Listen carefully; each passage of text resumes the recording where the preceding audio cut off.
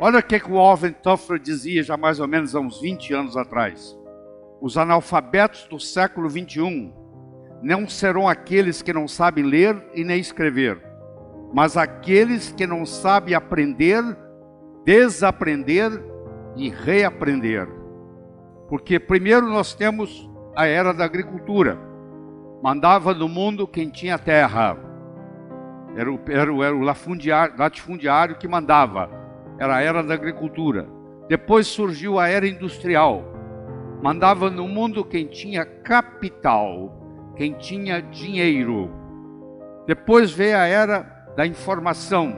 Passou a mandar no mundo quem tinha conhecimento. E agora nós deparamos com um novo mundo. Quem manda no mundo é quem sabe usar o mundo digital. Houve uma época na história que os algarismos eram romanos. Vocês estão vendo aí, ó. 1, 2, 3, 4, 5, 6, 7, 8, 9. E o zero não existia. Aí você deve estar pensando assim, zero não vale nada. O que vale zero? Aí os árabes inventaram o zero. Aí eles deixaram de ser algarismos romanos e passaram a ser algarismos arábicos, que todos vocês conhecem muito bem. Mas acho que vocês nunca pararam para pensar por que o 1 é daquele jeito, por que o 2 é daquele jeito, por que o 3 é daquele jeito, por que o 0 é daquele jeito. O 1 é daquele jeito porque ele tem um ângulo. O 2 é daquele jeito porque ele tem 2 ângulos. O 3 é daquele jeito porque ele tem 3 ângulos. O 4 é daquele jeito porque ele tem 4 ângulos. O 5 porque tem 5 ângulos. O 6 porque tem 6 ângulos. O 7 porque tem 7 ângulos. O 8 porque tem 8 ângulos. O 9 porque tem 9 ângulos. E o 10 e o 0 porque não tem nenhum ângulo. Você disse, mas olha que interessante. Eu trabalhei a vida inteira com os algarismos arábicos e nunca foi apresentado por mim por que eles eram daquela forma. É um conhecimento por trás do conhecimento que faz a diferença. A complexidade como um todo aumentou. Segundo, nós vivemos num mundo veloz. Nós vivemos no mundo da velocidade da luz. Sai uma notícia, imediatamente você tem acesso a essa notícia. Isso acontece em tempo real. E terceiro, vivemos num mundo incerto. Não adianta você ficar fazendo programação para daqui 10 anos. Você vai ter que mudar a sua estratégia, porque dependendo do que estiver acontecendo, tem que haver uma mudança de estratégia. E às vezes acontece com você o inesperado. Você vê, o mundo é totalmente incerto. E nós temos que estar preparados para essa incerteza. Porque nós não sabemos o que esperar. De repente acabou o muro de Berlim. De repente o dólar sobe, de repente o dólar cai. Aí toda a estratégia que você fez vai por água abaixo. Tempos diferentes produzem mentes diferentes, com novas formas de pensar. É dono do mundo hoje não quem sabe, mas quem aprende.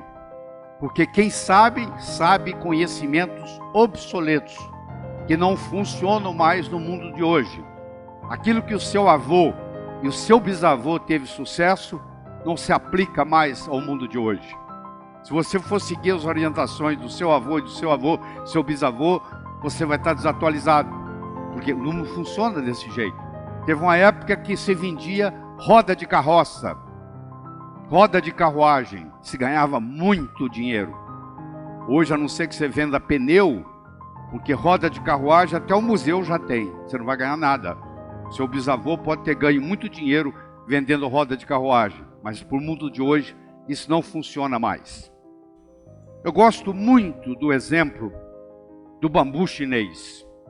Você que é internauta, eu lhe aconselho, quando você chegar em casa hoje, você digitar bambu chinês no Google e provavelmente você não vai conseguir dormir só de escutar a história do bambu chinês. O bambu chinês, ele é assim, ó. Você planta ele, no primeiro ano ele não dá nada, no segundo ano ele não dá nada, no terceiro ano ele não dá nada, no quarto ano ele não dá nada, no quinto ano ele cresce 12 metros acima do solo. De repente, 12 metros acima do solo. Aí você fala, mas que coisa interessante. É, interessante. Mas se você for mais perceptivo, você vai ver que se você olhar abaixo da superfície da terra, é uma raiz ali que começa a crescer. No segundo ano ele não deu nada, mas a raiz aumentou. No terceiro ano ele não deu nada, mas a raiz aumentou. No quarto ano não deu nada, mas a raiz aumentou. E no quinto ano existe uma raiz forte e grande o suficiente para manter 12 metros acima do solo. Isso é uma coisa que nós temos que ensinar para os nossos jovens, para os nossos alunos de graduação. Que o que distingue o profissional do amador é persistência e paciência. O amanhecer só vem depois da noite toda ter passado. Roma não foi construída em um dia. O jovem tem uma ansiedade muito grande para que as coisas aconteçam. E aí você mostra para eles o exemplo do bambu chinês. O bambu esperou pacientemente por 5 anos para ter o sucesso que ele tem e se colocar 12 metros acima do solo. Eu acho que isso é muito importante, ensinar para o jovem que está sendo formado que paciência e persistência são duas características que distinguem o profissional do amador. Isso aqui é uma carta, a sua aplicação para o doutorado não foi aceita dessa vez e, portanto, você não é elegível para a posição de professor associado. Em conclusão, nós achamos que a sua hipótese é mais de caráter artístico do que propriamente físico. Isso está datado em 1903. Foi quando Albert Einstein tentou ser professor na Suíça. E isso que ele recebeu, esse comunicado. Mas com isso, Albert Einstein não desistiu. Ele continuou persistente, ele chegou a ganhar prêmio Nobel, e ele é considerado pela maioria o homem mais inteligente que viveu no século XX. E foi reprovado. Por quê? Porque os indivíduos que viviam na época dele não entendiam o que o Einstein pensava. Einstein estava anos-luz na frente dos colegas, a ponto de ser reprovado e não aceito para ser professor de uma universidade. Eu gostaria de mostrar para você o que é saber, o que é consciência de saber. Eu não sei e não sei que não sei. Quer dizer, eu tenho uma coisa que eu não sei fazer, mas eu não sei que eu não sei fazer essa coisa. Esse é o primeiro degrau. O segundo degrau, eu sei que eu não sei. O terceiro degrau, eu sei, mas eu não sei que eu sei. Se você sabe, mas não sabe que sabe, é como você não soubesse. É a pessoa que com 75 anos de idade descobre que ela é uma grande pintora ou uma grande escritora e lança seu livro, o primeiro livro, aos 76 anos de idade. Ela não sabe, ela sabia, mas não sabia que sabia. Se você tem uma habilidade, mas se você não sabe que você tem essa habilidade, é como se você não soubesse. E finalmente nós temos o quarto, que você sabe e você está consciente que você sabe o que você sabe. Isso tem que ter a ver com a sua competência de ação, não com o seu acúmulo de informação. Se você vai no aeroporto de Guarulhos, entra num Airbus que está fazendo São Paulo, Nova York, e o comissário de bordo diz assim: senhoras e senhores, o indivíduo que está sentado na cabine do piloto não é piloto, mas ele tem muitas opiniões de como pilotar um avião. Você ficaria na aeronave? Não. Você não quer saber quem leu livros ou quem tem opiniões de como pilotar um avião.